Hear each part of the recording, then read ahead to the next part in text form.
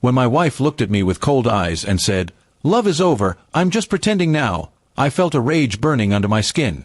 For years, I had been loyal, faithful, and devoted, only to hear that she had been living a lie. I didn't beg, didn't plead. I stared back and said, "Then stop." But inside, I was already planning. She thought she had killed me with those words. She thought I would crumble, that I would chase her while she ran into the arms of whoever she was really in love with. But she didn't know me. She didn't know what I was capable of when betrayed. The very next day, I started digging. Her phone, her laptop, the unexplained late nights, it all made sense. There was another man. A coworker who had been circling her for months. She thought I was blind, but I gathered every message, every picture, every receipt. Piece by piece, I built a case, not for her love, but for her downfall. I kept playing the quiet, heartbroken husband. She believed it. She thought I had accepted defeat, while secretly, I prepared my revenge. I met with a lawyer and made sure the house, the accounts, and even her car, all in my name, would be locked beyond her reach. She had taken my heart for granted, but I wasn't about to let her take my life too.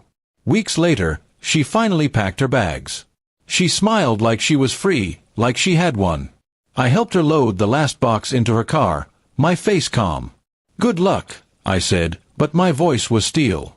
She didn't know the storm waiting for her. The next morning, her world collapsed. Her card declined, her phone service cut off, and her access to the house revoked. Everything she thought she had taken from me was gone. She called, furious, but I didn't answer. Instead, I sent her the evidence, screenshots of her lies, her affair, and my final message: "You were pretending." I was preparing. Rumors spread fast. Her job discovered the affair with her coworker. The man dumped her within days, not wanting the stain of scandal.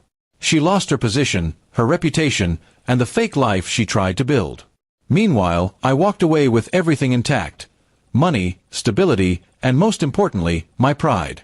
One evening, she showed up at my door, eyes red, begging for another chance. She whispered, "I made a mistake." I looked at her for a long moment, remembering the night she told me love was over. Then I smiled coldly and said, "You already stopped. Now it's my turn."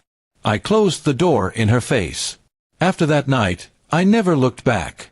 I rebuilt my life without her shadow hanging over me.